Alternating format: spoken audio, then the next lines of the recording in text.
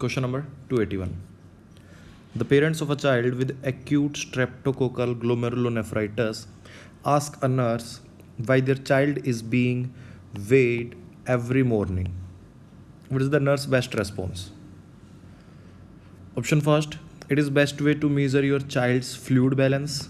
Option second, it provides a measure of how much protein is being lost. Option third, the disease process usually is over when weight loss stops. And option fourth, plans for daily calorie intake are made according to the daily weight change.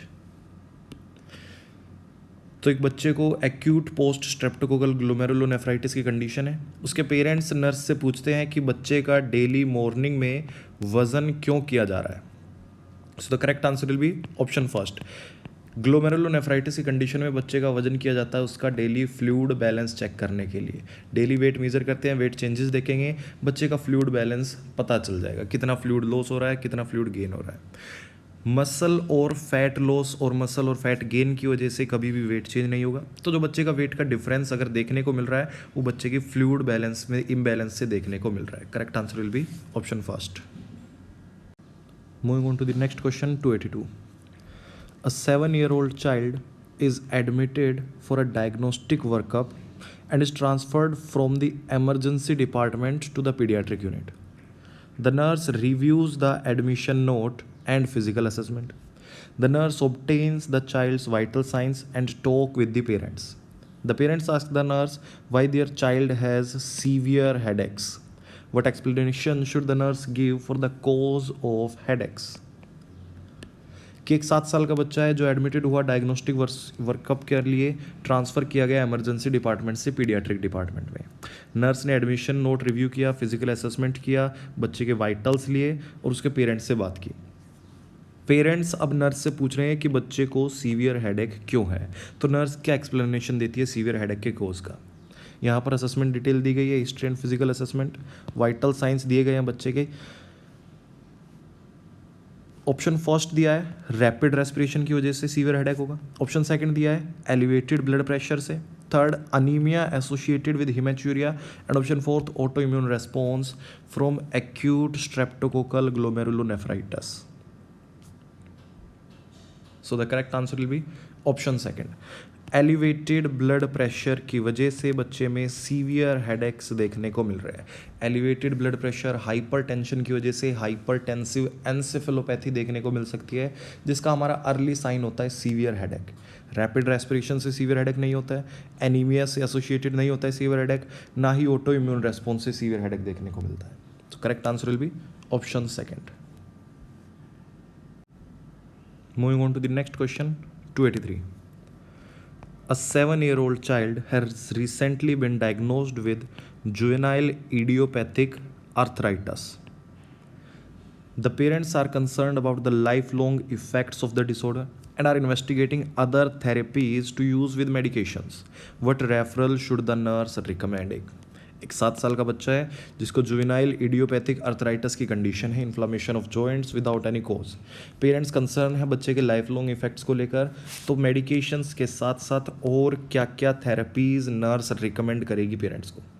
Option first physical therapy, second special education, third nutritional therapy and fourth herbal supplements. तो arthritis की condition है juvenile idiopathic arthritis, nurse recommend करेगी physical therapy को. Correct answer will be option first. Medications के साथ साथ physical therapies भी recommend करेगी. फिजिकल थेरेपी भी बच्चे की कंडीशन को ठीक करने के लिए, मॉर्निंग स्टिफनेस रिलेटेड को एलिवेट करने के लिए हेल्प करेगी. Correct answer will be option first. Nutritional therapy भी साथ साथ चलेगी लेकिन मोस्ट अप्रोप्रिएट आंसर जाएगा हमारा physical therapy. Herbal supplements over the counter medications prescribe नहीं कर सकते हैं. Special education later stages of life के अंदर नेसेसरी होगा. Moving on to the next question 284. An 11-year-old child with juvenile idiopathic arthritis will be receiving continued non-steroidal anti-inflammatory drugs, NSAIDs, therapy at home Which important toxic effect of NSAIDs must be included in the nurse's discharge instruction to the child and family?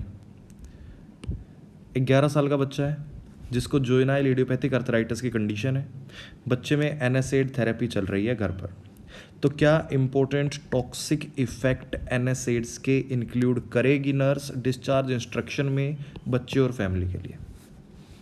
NSAIDs का क्या toxic effect देखने को मिलेगा? Option first diarrhoea, option second hypothermia, option third blood in urine and option fourth increase irritability. तो question में toxic effect पूछा गया है। डायरिया जनरली देखने को मिल सकता है NSAIDs की वजह से, लेकिन टॉक्सिक इफेक्ट नहीं होगा हमारा। Option first is incorrect. Second hypothermia is not related to toxic effect for NSAIDs। Hematuria blood in urine देखने को मिल सकता है नेफ्रोटॉक्सिसिटी की वजह से। NSAID से नेफ्रोटॉक्सिसिटी होगी, नेफ्रोटॉक्सिसिटी की वजह से ब्लड इन यूरिन देखने को मिल सकता है। सो correct answer will be option third. और इंक्रीज इरिटेबिलिटी भी नहीं देखने को मिलती, हाइपर एक्टिविटी देखने को मिल सकती है। Moving on to the next question 285। A nurse is teaching the parents of a child with juvenile idiopathic arthritis how to prevent loss of joint function. Which activities should be encouraged? Select all that apply. एक बच्चा है जिसको juvenile idiopathic arthritis की condition है, nurse उसको teach कर रही है कि कैसे लॉस ऑफ जॉइंट फंक्शन को प्रिवेंट किया जा सके, कैसे जॉइंट फंक्शन को हम बचा सकते हैं। विच एक्टिविटीज शुड बी एनकरेज, कौन सी एक्टिविटीज एनकरेज कराएगी नर्स बच्चे को? Select all apply. Option first riding a bicycle, तो बिल्कुल बाइसिकल राइड करने के लिए बोला जाएगा बच्चे को, जो कि हमारी नॉन वेट बियरिंग एक्सरसाइज है, जॉइंट्स पर वेट नहीं आएगा ज़्यादा और जॉइंट्स मोबिलिटी कंटिन्यू बनी रहेगी। Option first correct. Second walking to a school, school तक वॉक करके जाना भी हमारा क्या करता है, फंक्शनल मूवमेंट्स को प्रमोट करेगा, वहाँ पर कोई इम्पैक्ट नहीं पड़ेगा जॉइंट्स पर, लो एक्टिविटी रहेगी, बच्चे की मोबिलिटी के लिए हेल्पफुल रहेगा। Option third watching videos after school, बच्चा बैठकर सिर्फ वीडियो देख रहा है, इस एक्टिविटी को अगर नर्स कराने में एनकरेज करती है तो वहाँ पर बच्चा काफ़ी समय तक बैठा रहेगा, जिसकी वजह से जॉइंट स्टिफनेस हो सकती है, डिक्रीज मोबिलिटी हो सकती है। Third is incorrect. Option fourth swimming in the community pool, swimming भी एक हमारी अच्छी एक्सरसाइज रहेगी जॉइंट्स की मोबिलिटी के लिए, जिस पर कोई भी वेट बियरिंग नहीं होगा जॉइंट्स के ऊपर। Option fourth is correct. And fifth playing computer games after school, तो कंप्यूटर गेम्स भी बच्चा एक जगह पर बैठकर खेलेगा, ज़्यादा समय तक बैठा रहेगा, जॉइंट स्टिफनेस देखने को मिल सकती है। तो correct answer will be first, second and fourth.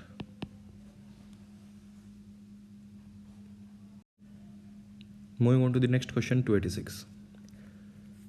Range of motion exercises are prescribed for a child with juvenile idiopathic arthritis. What criterion should the nurse use to evaluate the effectiveness of the exercise? कि एक बच्चे को JAI की condition है, juvenile idiopathic arthritis, तो बच्चे में range of motion exercise prescribe की गई, तो बच्चा क्या, नर्स क्या क्राइटेरिया से इवेलुएट करेगी कि रेंज ऑफ मोशन और एक्सरसाइजेज हैं वो बच्चे के लिए इफेक्टिव हो रही है? ऑप्शन फर्स्ट कि बच्चे का पेन रिलीव हो जाएगा इन एक्सरसाइज से। Option second affected joint can flex and extend, कि जॉइंट्स जो अफेक्टेड है जिसमें एक्सरसाइज कर रहे हैं उसमें फ्लेक्शन और एक्सटेंशन इजी देखने को मिलेगा। Option third pedal and radial pulse are diminish, pulse कम हो जाएगी, pedal pulse and radial pulse. And option fourth subcutaneous nodules at the joint recede, subcutaneous nodules कम हो जाएंगे जॉइंट्स पर। JAI की कंडीशन, बच्चे को रेंज ऑफ मोशन एक्सरसाइज कराई जा रही है, कैसे पता लगाएं कि एक्सरसाइज इफेक्टिव है बच्चे में? So the correct answer will be option second. जो एक्सरसाइज कराई जा रही है बच्चे की वो जॉइंट फंक्शंस को प्रिजर्व करने के लिए कराई जा रही है, तो जॉइंट फंक्शन अच्छे से कर रहे हैं, कैसे पता चलेगा कि जॉइंट्स में फ्लेक्शन और एक्सटेंशन अच्छे से हो रही है? पेन रिलीविंग एक्सरसाइज नहीं है हमारी रेंज ऑफ मोशन एक्सरसाइज, तो करेक्ट आंसर क्या जाएगा हमारा? Option second.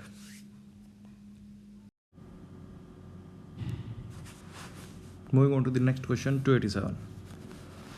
The parents of a 12-year-old child with juvenile idiopathic arthritis ask a nurse why their child is not receiving steroid therapy because it is so effective for adults with rheumatoid arthritis. The nurse responds that it is not used as the first choice drug for pre-adolescent. On what aspect of child's development should the nurse explain it will have an adverse effect? एक 12 साल का बच्चा है जिसमें juvenile idiopathic arthritis की condition, nurse से पूछ रहे हैं उसके पेरेंट्स कि बच्चे में स्टेरॉयड थेरेपी क्यों नहीं चलाई जा रही है, जबकि रूमेटॉइड अर्थराइटिस की कंडीशन में अडल्ट्स के अंदर तो स्टेरॉइड थेरेपी इफेक्टिव होती है। तो नर्स का क्या रेस्पॉन्स रहेगा कि प्री एडोलेसेंट एज की चाइल्ड की डेवलपमेंट के लिए क्या एडवर्स इफेक्ट हो सकते हैं स्टेरॉइड थेरेपी के? ऑप्शन फर्स्ट, ग्रोथ पर एडवर्स इफेक्ट देखने को मिल सकता है। ऑप्शन सेकंड, बच्चे की सेक्सुअलिटी पर। ऑप्शन थर्ड, बच्चे के इमोशंस पर या बच्चे की बॉडी इमेज पर। तो स्टेरॉइड थेरेपी का प्री एडोलेसेंट एज के अंदर मैक्सिमम इफेक्ट देखने को मिल सकता है बच्चे की ग्रोथ पर। बच्चे की ग्रोथ रिटार्डेशन हो सकती है। प्री एडोलेसेंट एज के अंदर बच्चा पीक पर होता है, उसकी ग्रोथ काफ़ी ज़्यादा देखने को मिलती है बाकी अदर एज ग्रुप से, तो बच्चे की ग्रोथ रिटार्डेशन देखने को मिल सकती है अगर स्टेरॉइड थेरेपी चलाएंगे तो। बच्चे की सेक्सुअलिटी पर स्टेरॉइड थेरेपी का इफेक्ट क्लियर नहीं है अभी भी। सेक्सुअलिटी और स्टेरॉइड थेरेपी को लेकर जो इम्पैक्ट होता है, जो एडवर्स इफेक्ट होते हैं, वो अभी अनक्लियर है हमारे। इमोशंस को लेकर स्टेरॉइड थेरेपी में चेंजेस देखने को मिलते हैं, इमोशनल चेंजेस आते हैं स्टेरॉइड थेरेपी पर, लेकिन इमोशनल अफेक्ट की वजह से स्टेरॉइड थेरेपी नहीं देंगे, ये करेक्ट रेस्पॉन्स नहीं है। और लास्ट बॉडी इमेज पर भी इम्पैक्ट देखने को नहीं मिलता। Correct answer will be growth. Moving on to the next question 288. A nurse is planning to teach about self-administration of insulin to a school-age child newly diagnosed with diabetes mellitus. What is the nurse's first action? एक nurse plan कर रही है teach करने के लिए self administration of insulin school age child को। एक school age child है जिसके अंदर डायबिटीज़ मेलाइटस डायग्नोस हुआ है, उसमें सेल्फ एडमिनिस्ट्रेशन ऑफ इंसुलिन से रिलेटेड नर्स टीचिंग प्रोवाइड करेगी। तो नर्स का फर्स्ट एक्शन क्या रहेगा? Option first, assess the child's developmental level. Option second, determine the family's understanding of procedure. Option third, discuss community resources for child in future. And last option fourth, collaborate with the school nurse for ensuring continuity of care in school. तो school age group child है, self administration of insulin कर रहा है बच्चा, इसके लिए nurse teaching दे रही है। तो सबसे पहली बात जो नर्स असेस करेगी वो बच्चे का डेवलपमेंटल लेवल, क्योंकि स्कूल एज चाइल्ड है, बच्चे की अलग अलग एज ग्रुप के अकॉर्डिंग अलग अलग डेवलपमेंटल लेवल होता है बच्चे का। तो बच्चे की कोग्निटिव एबिलिटी कितनी है, उसको समझने की क्षमता कितनी है, सबसे पहले वो चीज़ नर्स असेस करेगी, उसके बाद टीचिंग प्लान करेगी, टीचिंग प्रोवाइड करेगी। Correct answer will be option first. Moving on to the next question 289. A nurse is planning a teaching program for a child who has recently been diagnosed with type 1 diabetes. What is the nurse first concern relating to the child and parents? कि एक nurse teaching programme plan कर रही है बच्चे के लिए जिसमें अभी रिसेंट डायग्नोस हुआ है टाइप 1 डायबिटीज़। तो नर्स का फर्स्ट कंसर्न क्या होगा बच्चे और पेरेंट्स को लेकर? Option first, exploring their feelings about diabetes. Option second, needing to restrict the child's activities. Option third, learning to monitor blood glucose levels. And option fourth, practicing administering insulin injections. कि बच्चे को अभी diagnose हुआ है type 1 diabetes, तो इससे related nurse का concern क्या रहेगा बच्चे और पेरेंट्स को लेकर? Correct answer will be option first, exploring the feelings about diabetes. कि बच्चे की और उनके पेरेंट्स की, उनकी फैमिली की क्या क्या फीलिंग्स है उसको एक्सप्लोर करवाएगी नर्स, उनकी फीलिंग्स को समझने में पेरेंट्स की बच्चों की मदद करेगी। अगर उनकी फीलिंग्स क्लियर होती हैं तभी उनका पॉजिटिव एटीट्यूड रहेगा बच्चे की तरफ। पॉजिटिव एटीट्यूड रहेगा, बच्चे को मोटिवेट करेगा हेल्दी लाइफस्टाइल के लिए और हेल्दी रिकवरी के लिए। So correct answer will be option first. Moving on to the next question 290. A nurse is teaching a 12-year-old child with type 1 diabetes about the effects of the Novolin and insulin. If the child receives insulin at 7:30 a.m., what time of the day is an insulin reaction likely to occur? एक 12 साल का बच्चा है, type 1 diabetes diagnose हुआ जिसमें नोवोलिन and insulin चल रहा है। तो अगर बच्चे ने इंसुलिन 7:30 बजे सुबह के लिया है तो किस समय पर इंसुलिन रिएक्शन या इंसुलिन का एक्शन देखने को मिलेगा? Option first 8:30 PM, option second 2:30 PM, option third 9:30 AM और ऑप्शन फोर्थ 1:30 AM। तो नोवोलिन एंड इंसुलिन जो है हमारी उसका पीक आवर देखने को मिलता है 4 to 12 आवर्स के अंदर। नोवोलिन एंड इंसुलिन का पीक टाइम जो होता है हमारा, जो एक्शन टाइम होता है वो 4 से 12 घंटे के बाद देखने को मिलेगा एडमिनिस्ट्रेशन के। तो नोवोलिन एंड इंसुलिन एडमिनिस्टर किया था 7:30 बजे, उसके 4 से 12 घंटे के बाद देखने को मिलेगा एक्शन।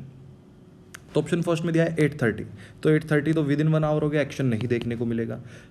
ऑप्शन नेक्स्ट 2:30 PM, ठीक है। ऑप्शन थर्ड 9:30 AM, 9:30 AM भी हमारा 2 आवर्स के बाद हो गया 7:30 से, तो 2 घंटे में भी नहीं है, 4 घंटे के बाद एक्शन स्टार्ट होगा। ऑप्शन फोर्थ में दिया 1:30 AM, 1:30 AM बहुत ज़्यादा डिले हो गया, तो ऑप्शन फोर्थ भी इनकरेक्ट है। Correct answer will be option second.